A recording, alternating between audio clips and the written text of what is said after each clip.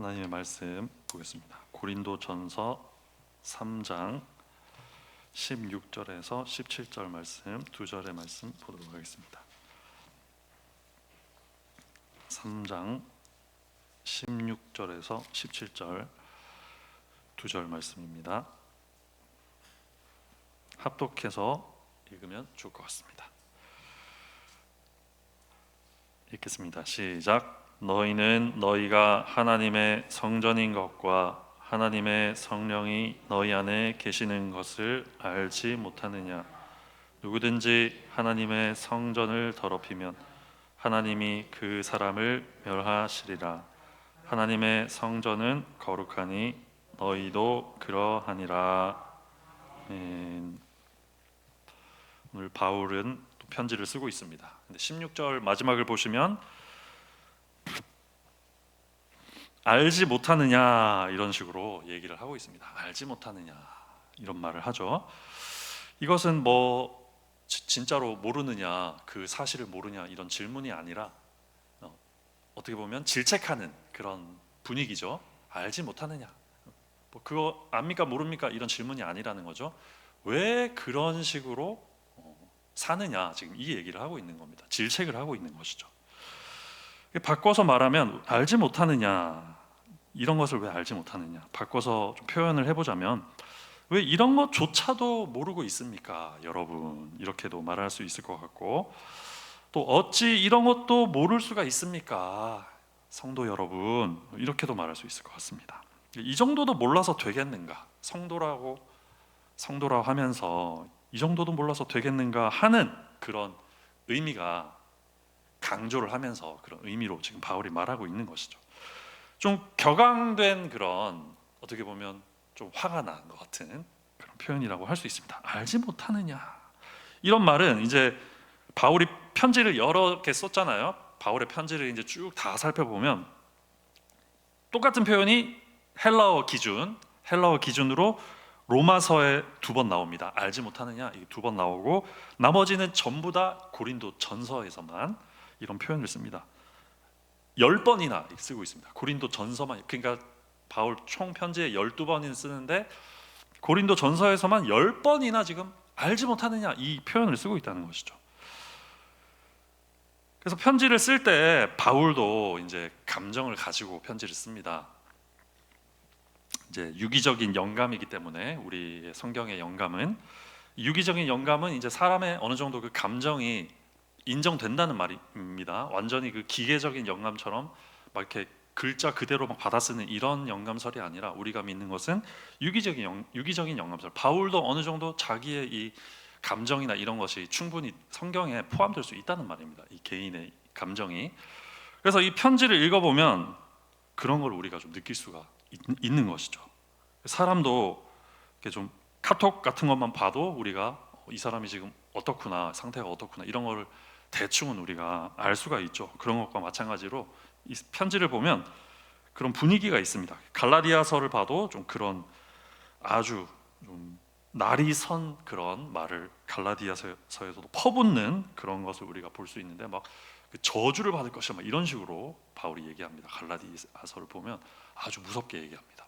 근데 여기 갈라디아서는 이제 신학적인 문제로 다른 복음을 전했기 때문에 그런 식으로 막 열을 받았는지 그렇게 얘기했는데, 이제 고린도 전서도 마찬가지로 이 갈라디아서처럼 굉장히 10번이나 알지 못하느냐, 이런 것도 모르고 어떻게 있습니까, 이런 식으로 격앙된 이런 뉘앙스를 나타낸다는 것이죠. 어떻게 그렇게 삽니까, 이런 말을 하는 것이죠. 좀 그 갈라디아서는 이제 신학적인 문제를 지적했는데, 고린도전서는 이제 그런 거를 지적하면서 알지 못하느냐는 건 아니고, 이제 죄를, 공동체의 죄악된 모습을 이렇게 지적하면서 계속 10번이나 반복해서 그런 말을 했습니다. 이런 거를 이제 다시 한번 죄를 지적하는 표현으로 알지 못하느냐를 좀 바꿔보면, 어떻게 그렇게 계십니까 성도 여러분, 이렇게 말했는 것으로도 들을 수 있고, 또 어떻게 그렇게 하고 사십니까, 뭐 비슷한 표현이긴 한데 이런 표현으로도 바꿀 수 있을 것 같습니다. 10번이나 한 것은 이제 바울이 이 고린도 교회 당시에 가졌던 감정이나 정서 이런 것을 우리가 충분히 엿볼 수 있는 그런 표현이라고 할 수 있죠. 그래서 이렇게 길게 설명을 했는데 두 가지를 말하고 있습니다. 두 가지. 결국에는 어찌하여 이런 것도 모르고 삽니까? 어떻게 그렇게 사십니까, 여러분? 이렇게 말하는데 결국에는 두 가지를 지금 얘기합니다. 16절에서 3장 16절에서 첫 번째, 알지 못하느냐? 첫 번째는 너희는 너희가 하나님의 성전인 것을 얘기합니다. 너희라고 하면 이제 반말이라고 해서 이제 새로 번역이 됐습니다. 새 한글 성경이라고 번역이 됐는데 여러분 이렇게 번역이 됐더라고요. 여러분은. 근데 이제 뭐 너희라고 해도 되고 여러분이라고 해도 되는데 저의 이제 뭐 어쨌든 의견은 이제 너희가 좀 더 어울리지 않는가, 하나님의 말씀의 권위를 좀 더 살리는 표현이 아닌가 생각합니다. 너희가 충분히 뭐 하나님의 말씀인데 너희라고 얘기할 수 있죠. 어쨌든 뭐 여러분으로 새롭게 번역이 되긴 했는데 우리는 개역 개정을 충실하게 읽으면 될 것 같습니다. 너희는 첫 번째, 왜 모릅니까? 왜 그렇게 살고 있습니까? 첫 번째, 여러분이 하나님의 성전인 것을 왜 모릅니까? 여러분이 하나님의 성전입니다. 왜 모릅니까? 첫 번째로 이 얘기를 합니다. 두 번째로는 또 16절입니다. 16절 하반절. 왜 모릅니까?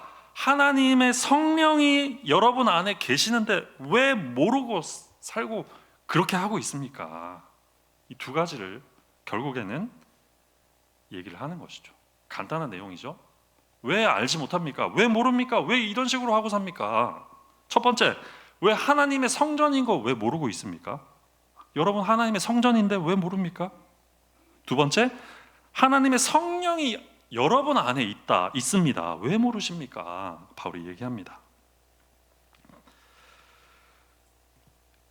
어떻게 보면 질책이 섞인 이런 표현이라고 우리가 살펴봤죠. 바울이 좀 격정적으로 격앙된 심정으로 이렇게 교회를 향해서 얘기를 하고 있습니다. 이런 격앙된 바울의 왜 이렇게까지 바울이 얘기했을까 우리가 좀 생각해 볼 필요도 있을 것 같습니다. 바라옵기는 우리 교회가 이런 질책, 성경이 꾸짖는 이런 말씀들에서 벗어날 수 있는 우리 교회가 되기를 간절히 소망을 합니다. 그렇게 되기를 간절히 소망하는 마음으로 또 말씀을 이렇게 전하려고 합니다. 그래서 바울은 이 16절을 보면 또 한 가지 표현 좀 살펴볼 건데 너희는 이런 표현을 씁니다. 지금 3번 얘기합니다. 3번 너희는 너희가 또 뒤에 보면 그 16절 밑에 보면 너희 안에 이렇게 표현하죠. 3번 말하고 있죠. 너희라고 얘기를 하고 있습니다. 이제 여기도 반말이죠. 너희는 반말이라서 이제 새 한글 성경 보면 또 여러분이라고 번역했을 텐데 여러분이라는 말이죠. 여러분. 이게 무슨 말이냐? 복수를 일단 쓰고 있는데 복수. 너는 당신은이라고 할 수도 있는데 여러분 너희라고 말을 하고 있다는 거죠. 이게 무슨 말이냐? 하나님의 성전인데 바로 교회 공동체를 대상으로 지금 이 얘기를 하고 있다고 우리가 들으면 좋을 것 같습니다. 좋겠습니다. 교회를 향해서 하고 있는 말이라는 것이죠. 교회 공동체를 향해서 너희는 여러분은 그러니까 각 개인 한 사람에게 지금 얘기하는 게 아니라 한 사람에게 성전입니다. 물론 뭐 그렇게 얘기해도 큰 잘못된 말은 아닙니다. 성전이라고 얘기할 수도 있겠습니다. 하지만 지금 여기서 고린도전서 3장 16절에서 말하고 있는 것은 너희는입니다. 여러분입니다. 여러분 공동체 교회가 한 사람 한 사람 물론 예수 믿고 그리스도를 믿고 성령 안에서 사는 사람이지만 여러분 이 공동체 자체가 하나님의 성전이다. 이 모임 자체가 이 두세 사람 주의 이름으로 모인 그곳이 바로 하나님의 성전입니다라고 공동체를 향해 교회를 향해 여러분을 향해 지금 바울이 말하고 있다는 것이죠. 교회 공동체가 바로 하나님의 성전이다. 그러면 여기서 하나님의 성전은 무엇이냐 또 생각을 좀 해봐야겠죠. 하나님의 성전은 무엇이냐? 우리가 이제 교회를 뭐 성전 이런 식으로 말을 쓰기도 하는데, 사실은 뭐 다 아시다시피 뭐 성전이라고 볼 수는 없죠. 사실 성전은 아닙니다. 교회 건물이 성전은 아니고, 이 성경을 구약 성경부터 신약 성경까지 쭉 살펴보면 이제 성전은 하나님이 거하시는 처소를 성전이라고 하죠. 하나님이 계시는 곳이 성전인 것이죠. 그래서 출애굽기 29장 46절을 보면, 그들은 내가 그들의 하나님 여호와로서 그들 중에 거하려고 그들을 애굽 땅에서 인도하여 낸 줄을 알리라, 이렇게 말하고 있습니다. 거하려고. 에스겔 43장 9절을 보면, 이제는 그들이 그 음란과 그 왕들의 시체를 내게서 멀리 제거하여 버려야 할 것이라, 그리하면 내가 그들 가운데 영원히 살리라, 이렇게 말씀하고 있습니다. 성전에 관해서 이거 말씀하는 것이고, 거한다는 말씀을 지금 계속 하고 계십니다. 심지어 에스겔 43장에서는 영원히 살겠다, 이렇게 말씀하십니다. 그리고 출애굽한 이유, 출애굽시킨 이유는 그들 중에 거하려고, 함께 있으려고, 결국에는 거하려고, 함께 있으려고, 영원히 살려고 백성을 택하셨다는 말입니다. 부르셨다는 얘기입니다. 다시 말하면 우리도 부르셨죠. 예수 그리스도의 복음으로 예수를 믿게 하셔서 우리를 공동체로 부르셨습니다. 왜 부르셨냐? 이 구약 성경 의미를 대입해 보면, 적용해 보면, 거하시려고 부르신 것이죠. 거하시려고, 그들 가운데 거하시려고, 또 영원히 살리라 하는 말씀. 물론 이제 미래적인 말씀이긴 한데, 이 말씀은 이제 궁극적인 말씀이긴 합니다. 영원히 살리라, 이런 말씀은. 어쨌든 살겠다, 거하겠다는 것이 바로 성소의, 이 성전의 본질적인 의미라는 말입니다. 그래서 성막을 짓고 성전을 짓고 성소, 지성소에 이르기까지 그 본질은 천막도 아니고 높이 쌓은 돌들도 아니고, 헤롯 성전의 그 화려한 모습처럼 높이 쌓은 그런 화려한 건축물도 아니고, 본질은 바로 성전의 본질, 하나님이 거하신다는 것이죠.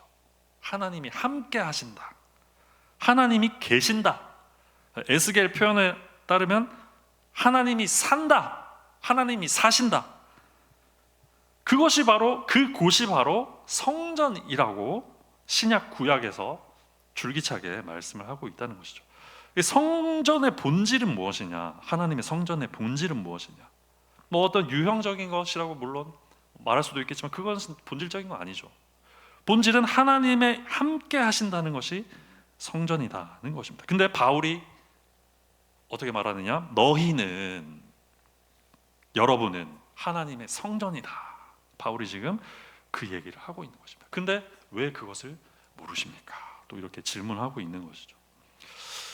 그래서 바울이 지금 하나님의 성전이다, 너희가 하나님의 성전이다 하는 것은 우리가 좀 깊이 생각해 봐야 할 그런 표현입니다. 그냥 흘려서 지나칠 수 있는 그런 말은 아닌 것 같습니다. 너희가 하나님의 성전이다, 보통 의미가 아닌 것이죠. 교회가 하나님의 성전이다, 건물을 말하는 게 아니죠. 다 아시죠? 공동체, 모인 공동체. 좀 쉽게 말해 보겠습니다. 편하게 말해 보겠습니다. 사람들이라고도 말할 수 있겠죠. 사람들, 모인 사람들, 모인 사람들이 하나님의 성전이다, 지금 이 얘기를 하고 있는 것입니다. 이것은 그냥 뭐 보통의 의미라든지 그냥 평범한 의미가 절대 될 수가 없는 것이죠.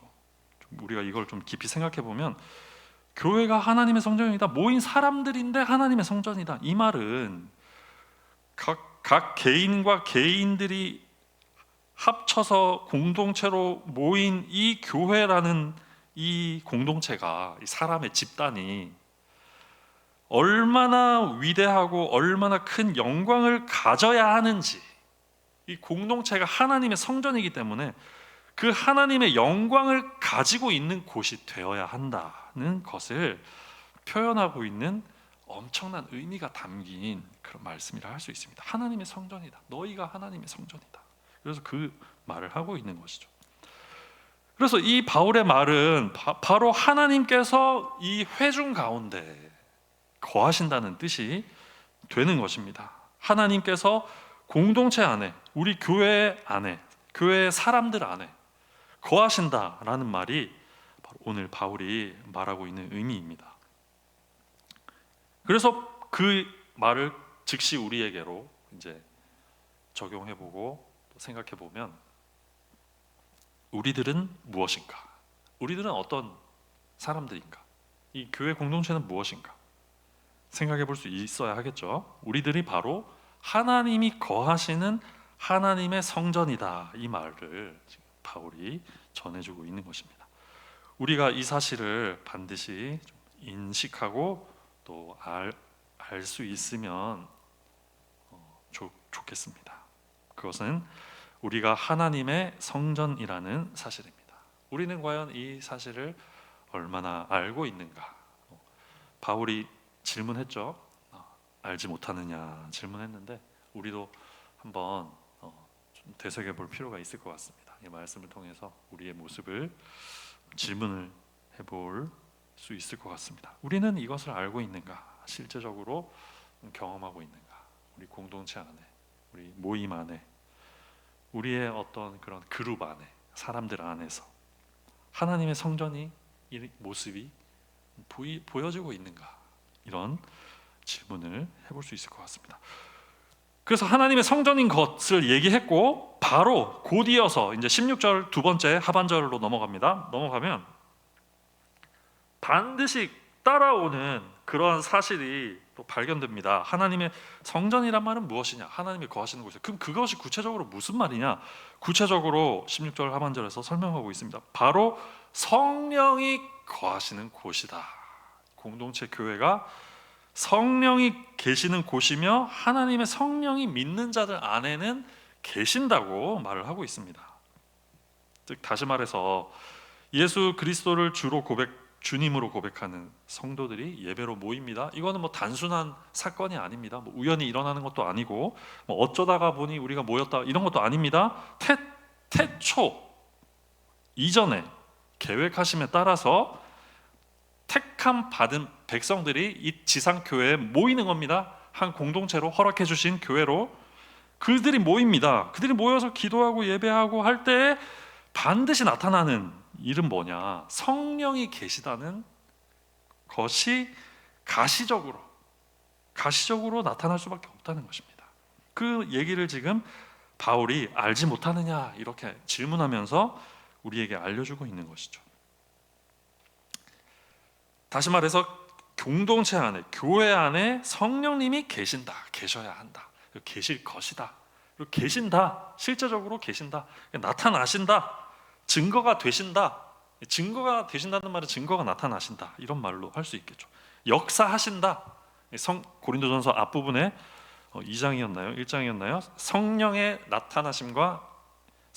나타나심과 역사, 그런 것이 반드시 이 교회 공동체 안에 있다고 성경이 증언하고 있는 것이죠. 그래서 요한복음 14장 26절, 보혜사 곧 아버지께서 내 이름으로 보내실 성령, 그가 너희에게, 이 표현을 좀 주목해 보려고 합니다.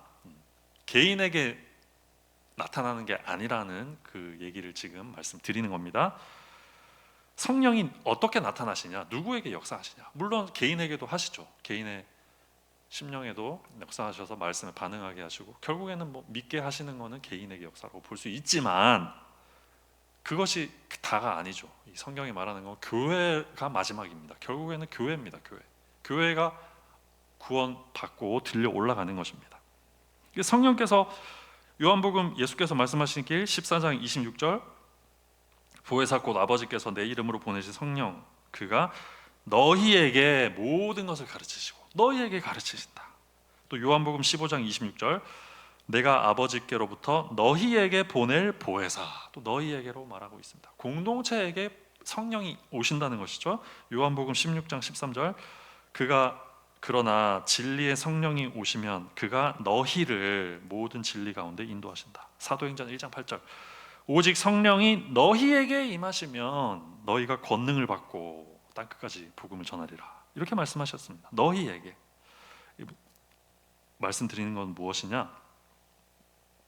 예수의 이름으로 두세 사람이 모였습니다. 작은 교회를 이룹니다. 공동체를 이룹니다. 반드시 있어야 되는 건 무엇이냐? 성령의 흔적, 성령의 증거가 나타나는 것이 맞지 않냐? 바울이 이렇게 질문을 하고 있는 것입니다. 좀 달리 얘기하면 관점을 바꿔서 생각해 보면 있어야 하는 것이죠. 이것은 있다고 했으니까 바울이 성령이 너희 안에 계시는 것을 알지 못하느냐 지금 이렇게 말하고 있으니까 좀 바꿔서 얘기하면 있어야 하는 것이죠. 근데 없으면 좀 우리가 고민을 해볼 필요가 있는 것이죠. 이것은 좀 실제적으로 우리가 생각을 해볼 필요가 있습니다. 실제적으로 이렇게 좀 추상적으로 생각하지 말고 교회로 우리가 모였다. 교회 공동체로 모였다. 두세 사람이라도 모였다. 그 자리 안에 어떤 모습이 나타나야 하는가? 실제적인 얘기입니다. 지금 뭐 추상적인 얘기를 하려고 하는 게 아닙니다. 실체적인 얘기입니다. 실제로 성령의 증거와 열매와 흔적과 나타나심이 역사가 두세 사람 모인 곳에, 교회라는 이름으로 모인 곳에, 공동체에 모인 곳에, 그곳이 바로 성령이 계신 곳이고 하나님이 거하시는 곳이고 하나님이 사시는 곳이고 하나님이 임재가 나타나는 곳이고 성령이 임재하는 곳이고 그런 곳이 되어야 하지 않겠나 하는 것을 우리가 생각할 수 있어야 한다는 것입니다. 그것이 바로 하나님의 성전 모임이 그리스도인의 모임이다. 이것을 증거할 수 있다는 사실을 우리가 생각해야 할 것입니다. 그러므로 우리는 좀 힘을 써야 되겠죠. 교회로 모인 교회로 우리가 이제 모였기 때문에 이를 이제 알지 못하느냐 바울이 질문했습니다. 이제 압니다. 우리는 이제 배웠습니다. 우리가 하나님의 성전인 것과 하나님의 성령이 우리 안에 계신 것 알고 있습니다. 말씀을 통해서 배웠습니다. 그러면 이제 이 실제화를 나타내기 위해서 힘써야 될 부분이 있는 것이죠. 그런 것이 있는 것입니다. 힘써야 할 뿐만 아니라 우리가 간곡히 이런 모습이 되기를, 이런 모습이 나타나기를 소망하면서 기도해야 할 줄로 믿습니다. 우리 교회가 하나님의 성전이 되게 하소서, 이렇게 우리가 좀 기도 같이 했으면 좋겠습니다. 우리 온 성도님들이 좀 이렇게 기도하면 좋겠다 하는 생각을 해봤습니다. 우리 교회가 하나님의 거하시는 성전이 되게 하여 주시옵소서. 또 성령의 나타나심이 있는 공동체가 되게 하여 주옵소서. 두세 사람이 모였다 할지라도 그곳에 성령의 능력이 나타나고 성령의 증거가 드러나는, 그래서 실제적으로 이곳이 성령의 공동체구나, 이곳이 하나님의 성전이구나, 하나님이 거하시고 계시구나, 이런 모습들이 좀 실제적으로 실체화되고 구체화돼서 나타나게 해 주시옵소서. 우리가 성경 말씀을 보니 16절 말씀을 보니 알지 못하느냐 바울이 물어봤는데 모르는 것 같습니다. 주님 불쌍히 여겨주시고 우리 교회가 하나님의 거하시고 사시는 영원히 살 수 있는 그런 교회가 되기를 바라오니 허락하여 주시옵소서. 간절히 기도하고 소망하는 우리 교회가 되기를 간절히 축복합니다. 또 이것은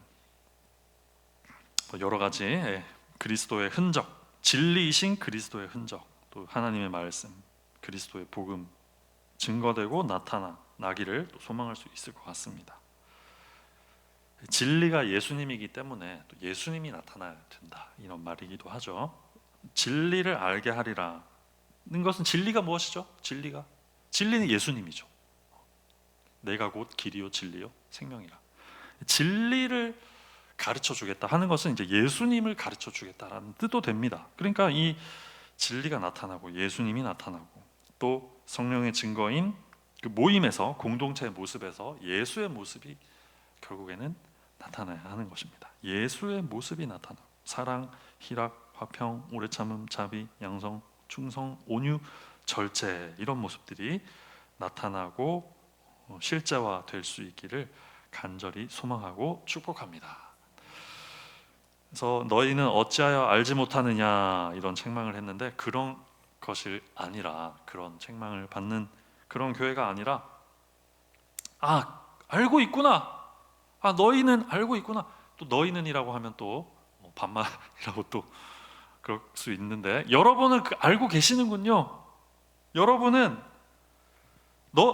하나님의 성전인 거 알고 있군요. 여러분 안에 성령이 계시는 거 알고 있군요. 저도 알겠습니다. 저도 와 보니까 성령이 계시는 거 저도 증거를 제가 보니까 인정을 안 할 수가 없네요. 인정할 수밖에 없네요. 성령의 모습이 여기 안에 나타나네요. 여기 안에 그리스도의 모습이 나타나네요. 예수님의 모습이 이 안에 있네요. 증거가 나타나네요. 이런 고백이 질책이 아니라 이러한 칭찬이 우리 공동체 안에 풍성하게 나올 수 있기를 간절히 소망했으면 좋겠습니다. 우리가 하나님의 은혜를 좀 구해야 할 것입니다. 마지막으로 17절 말씀 마지막으로 살펴보고 싶습니다.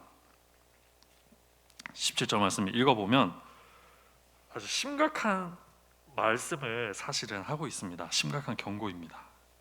성경을 좀 편하게 읽고 싶기도 할 그럴 때가 있는데, 성경을 좀 은혜를 받고 싶은 그런 생각을 들 때 있습니다. 근데 이제 17절 이런 말씀을 보면 우리가 그러기가 좀 힘듭니다. 17절 읽어보면 피하고 싶은 말씀이지만 피할 길이 없는 그런 말씀이기도 합니다. 또한 아주 듣기 싫은, 듣고 싶지가 않습니다. 이런 말씀 넘기고 싶습니다. 넘기고 싶습니다. 그리고 심지어 바울이 그냥 별 뜻 없이 이렇게 썼겠지, 바울이 진지하게 이렇게 얘기한 게 아니라 그냥 가볍게 이렇게 그럴 수도 있다라는 말로 여기고 싶은 그런 충동이 들 정도로, 가볍게 넘기고 싶은 정도로 아주 절망적인 말씀이 될 수도 있는 그런 얘기를 17절에서 하고 있습니다. 두렵고 떨림으로 우리가 읽어야 하는, 두려워해야 하는 거죠. 이런 말씀을 읽고는 두려움이 있어야 하는 거죠. 사실은 가볍게 우리가 읽을 수가 없는 것입니다. 엄중하고 진지하게, 어떻게 생각하면 끔찍하다고 할 수 있을 정도로 그런 얘기를 합니다. 17절, 누구든지 하나님의 성전을 더럽히면 하나님이 그 사람을 멸하시리라. 하나님의 성전은 거룩하니 너희도 그러하니라. 경고를 하고 있습니다. 하나님의 성전, 하나님이 거하시는 곳입니다. 집입니다. 성령이 계시는 곳입니다. 더럽히면, 공동체 더럽히면 하나님이 멸하시겠다. 경고를 하고 있습니다. 이러한 경고의 말씀 듣고 싶지는 않지만 우리가 새겨 들어야 할 줄로 믿습니다. 이러한 성경의 경고, 성령의 경고의 말씀을 들을 수 있는 그런 마음과 귀를 가지시는 여러분 되시기를 축복합니다. 우리는 예수 그리스도의 은혜, 예수님의 은혜, 죄 사함의 은혜, 복음의 은혜, 십자가의 사랑을 받은 사람들입니다. 성도들입니다. 거룩하여져서 이 자리에 모이게 되었죠. 그것이 성도라고 부르는 사람들이죠. 여러분은 그런 여러분들입니다. 고린도전서 1장 이미 얘기하고 있습니다. 거룩하여진 교회다, 성도다 얘기를 하고 있습니다. 우리가 바로 그런 사람들이라는 얘기죠. 그런 사람들의 모임이라는 사실입니다. 그래서 우리는 그냥 사는 게 아닙니다. 우리는 살아도 그냥 사는 것이 아니고, 모여도 그냥 모인 것이 아닙니다. 그냥 각자 알아서 모여서 그냥 개인 플레이 할 수도 있겠지만, 때로는 근데 궁극적으로는 그러려고 우리가 있는 것은 아니라는 것을 우리가 반드시 알 수 있어야 됩니다. 성경이 말하는 교회, 공동체는 어떤 곳이냐? 하나님이 거하시는 곳이다. 하나님의 성전이라고 말하고 있습니다. 하나님이 사는 곳이라는 말이죠. 거하시는 곳이라는 얘기입니다.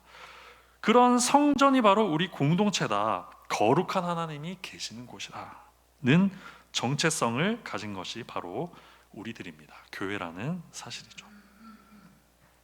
또 한 가지 17절 말씀을 보면 우리는 이 공동체의 거룩함, 그리고 성령의, 특별히 성령의 나타나심, 성령의 거주하심을 보존하고 보호하고 지켜나갈 책임이 있는 그런 성도라는 사실을 알 수 있습니다. 이 책임이 있다는 것은 오해할 수가 있는데 뭐 강제적으로 우리가 막 이걸 해야 된다 이런 개념이 아니라 강제적인 고역으로 책임을 진다는 말이 아니라 은혜로 인한 책임을 말하는 것이죠. 예수 그리스도의 은혜로 구원받은 자로서 지켜나가야 할 책임, 감사함으로 맡아야 할 책임이 있다는 것이죠. 그래서 그 말씀을 지금 아주 심각한 그런 말씀을 우리에게 경고의 말씀을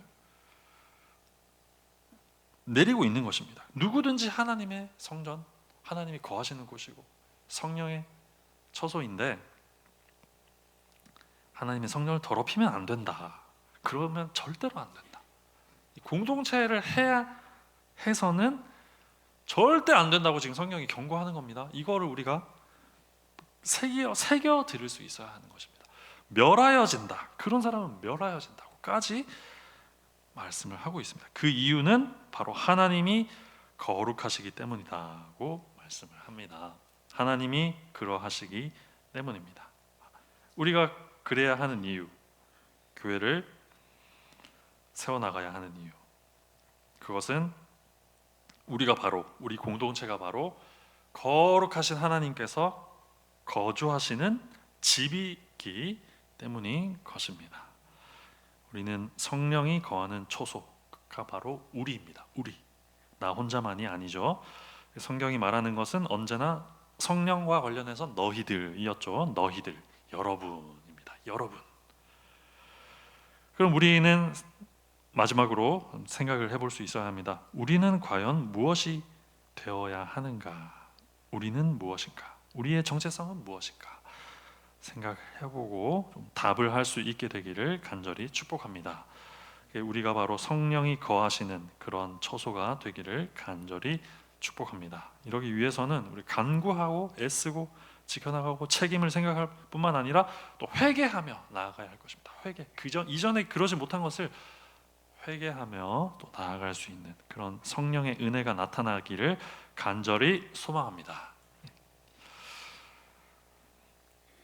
기도하겠습니다. 하나님 아버지